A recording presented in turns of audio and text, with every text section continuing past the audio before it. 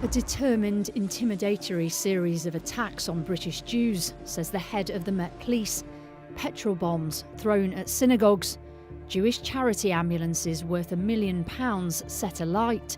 The names of rabbis put online in threatening posts. I'm Lucy Manning, the BBC's special correspondent, and I've been investigating these attacks. All claimed by Harakat Ashab al-Yamin al-Islamiyah, which translates as the Islamic Movement of the People of the Right Hand. It's a group no one had really heard of until recently. So is Iran, as counter-terrorism police are investigating, behind it? Looks for all the world like ultimately these attacks are emanating from somewhere within Iran or entities close to the Iranian state. Dave Rich works for the Community Security Trust, an organisation that helps protect British Jews. The logo and the language they use is resonant of Iranian Shia Islamism, but more importantly, these claims are appearing on Telegram channels that are very closely associated with the IRGC or other Iranian or pro-Iranian entities. And sometimes these claims are appearing literally within minutes of the arson attacks happening. So there seems to be a very short chain of communication between the people doing things on the ground here and the people announcing them from somewhere in the Middle East. Around 300,000 Jews live in Britain, with London, Hertfordshire, Manchester and Leeds having the biggest populations. For years, schools, synagogues and community centres have been protected behind gates and walls with security patrols, an unwelcome fact of life for British Jews.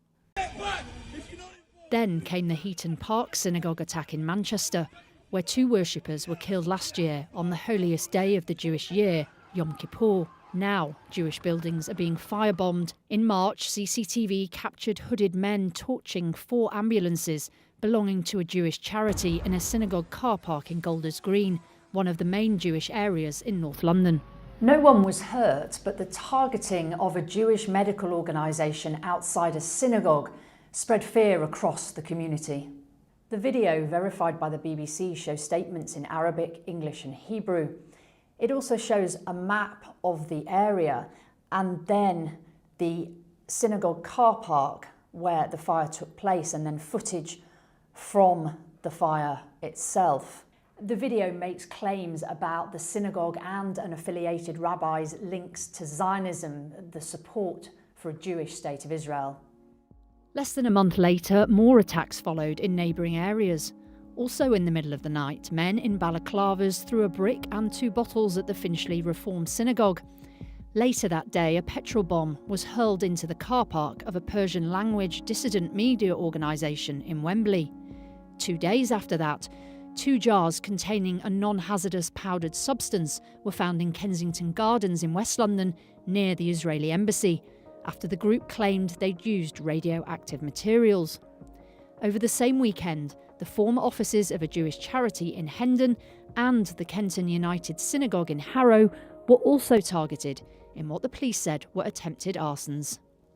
These attacks seem to be carried out mostly by quite young, kind of low-level criminal people who don't have any particular ideological affiliation with Iran or with Islamist extremist groups. There's a common playbook that Iran and other hostile states have used in many different circumstances around the world.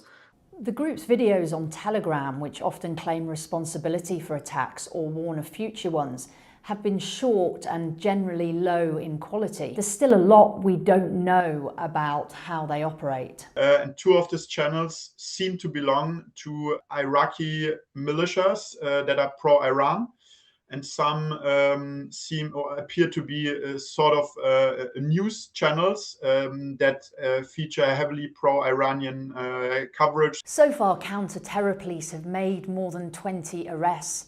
Most of those charged have been teenagers. One, a 17-year-old, pleaded guilty to throwing a petrol bomb at Kenton United Synagogue. He claimed he didn't know what the building was and didn't hate Jews. It has emerged in other countries that Iran has effectively used social media, different platforms, to recruit people in different countries to do all sorts of things for them, whether that's carrying out attacks or collecting intelligence that might be useful for future attacks. Perpetrators are quite young, I think as young as 14 up to 19, and which again resembles the previous recruitment of Iran. And the other thing we know that, especially in the case of France, the perpetrators were recruited online, apparently via Snapchat, for money. The Islamist group has claimed a series of attacks across Europe.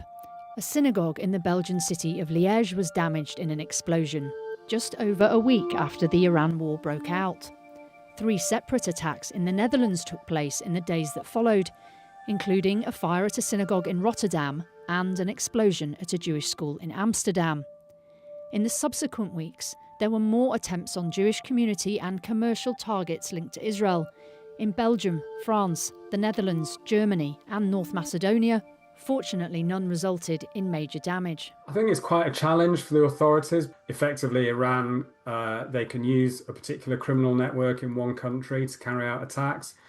If that network is broken up and prosecuted by the authorities, they can just try and pay someone else. Iran does have proxy groups, military organisations that support Iran and are funded by Iran but carry out their own attacks, like the Houthis in Yemen and Hezbollah, a political and military group in Lebanon, which is prescribed as a terror organisation by the UK government. But this is different, mirroring a technique Russia used 2 years ago when a private military group that acts on its behalf paid British people to carry out arson attacks in the UK. The Swedish security service has accused Iran of recruiting gang members, particularly young teenagers, to attack Iranian dissidents and Israeli-linked companies. The police have now put more officers, including armed ones, onto the streets to protect Jewish communities. But could more be done to stop the threat? The IRGC, Iran's Islamic Revolutionary Guard Corps, is a powerful arm of the Iranian state. There have been calls for the UK government to add it to its list of prescribed terror organisations.